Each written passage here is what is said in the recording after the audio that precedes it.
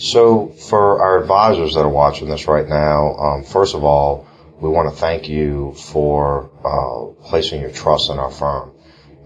When we have a CPA or a financial advisor, life insurance agent that refers their clients to us, we understand that there is a great deal of trust that you are placing in our firm to represent your clients well.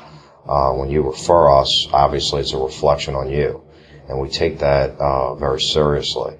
And not only are we greatly appreciative of the faith that you have in us, but we always want to try to make this process as convenient for you and your clients as possible. So it really starts with when you have somebody that you think could use our services, we always ask that you call our office while you're with the client. Sometimes we have advisors that'll call us up and say, well, I have a prospect for y'all, give me some dates, and then unfortunately when that happens, you then have to go back to your client, see if those dates work, and then there's a lot of back and forth. So the single biggest thing that you can do is while you're with the client, either say, let's call Todd's office now, let's call Wealth Planning Law Group now, and let's get it set. Because what I've found through the years is that people put this process off. So when people give our business cards out or give somebody our name and phone number, a lot of times the people don't make it a priority. So, carpe diem, seize the day. We find that it's usually best while you're talking to them. Call us up. Our staff has been extensively trained on what needs to be said, what needs to be done. We always like to have the advisors attend the meetings if possible, because it's a very collaborative-based approach that we believe in.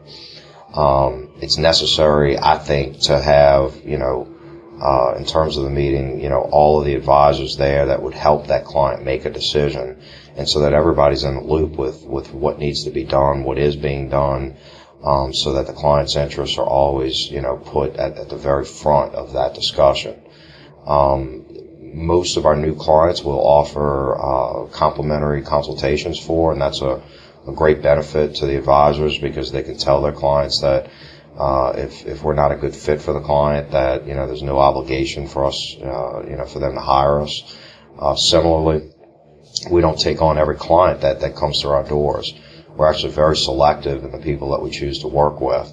I'd rather really have a good fit for both sides, so that we can best serve those clients, because there's some clients that we just don't feel like are in the best interest of the firm, and we'll have a integrity-based discussion about that and be clear if we don't feel it's a good fit.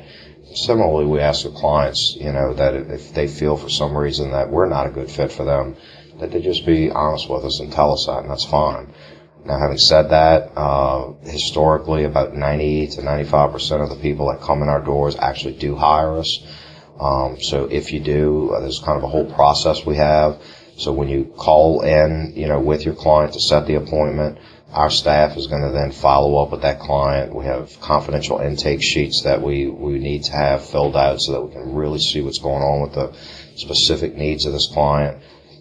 There's a series of emails and follow-ups where we send the prospective clients all sorts of information about our firm, what to expect at the meeting. There's kind of 4 key points I think that we need at every single meeting. Number one, we need all decision makers present. So what that means is that, we usually will recommend, as an example, that if we're doing wills for a husband and wife, that both husband and wife attend the meeting. If you have somebody in your world that you need help, you need their guidance or counseling in order to make a decision, they really do need to be at that meeting so that we can kind of, make a decision by the end of the meeting. The second, thing is always time frame. It depends on the type of work you're asking us to do, but it's often about anywhere from a 45-minute to about an hour and a half meeting. The third item is always going to be an agenda. So we're going to answer all of your questions. We encourage our clients to actually write those questions down before they come into the meeting. And that way, if they have all of their questions written down and our intake sheet completely filled out, this questionnaire, then I can see real clearly, what your goals and objectives are, and I can prepare, we promise that we'll review all of that before you come in so that we are ready to help you and we can really focus in on what your needs are. And then the last piece of that is that we always are looking for an outcome. So again, at the end of the meeting, if we feel like you're not a good fit for us because we're selective with the clients we take, we'll let you know. If you don't want to move forward, we just ask that you let us know that. And then we always try to get a decision made at the end of the meeting whether to move forward. If like 90% of our prospective clients that come in, you decide to hire us, then we're going to ask you to sign a retainer letter. It's usually for a fixed value-based fee for the work that we do so that you're not uncertain what it's going to cost to implement this. For our wills, it'll usually be about a 2 to 3 week turnaround time. Business entities and buy-sell agreements and stuff like that can be anywhere from a couple of weeks to, with a buy-sell, maybe a couple of months. Succession might take 3 months all the way up to a year, depending upon the complexity. But we always want to try to, at the end of the meeting, have a pretty clear idea of what the next step is, either to move forward, in which event we'll usually ask for some money that day. So we always ask people to bring some form of payment. And then when we conclude the work, then the balance of the fee is due. And if you can't make a decision at that, we're going to try to figure out why you're struggling with making that decision and to see whether or not we can help you to make the decision. And if you still can't make a decision, then we'll usually set a clear next step. In other words, we'll say, okay, by next Tuesday, we'll give you a call at 2 p.m. or whatever. And that way, that gives you a little bit more time if you still can't make a decision on it. If you then still can't make a decision, frankly, we'll typically close the file because we don't ever want to be pestering someone that isn't ready to make a decision. But know that we'll always be here for you to answer, to pick that up whenever you are ready to move forward.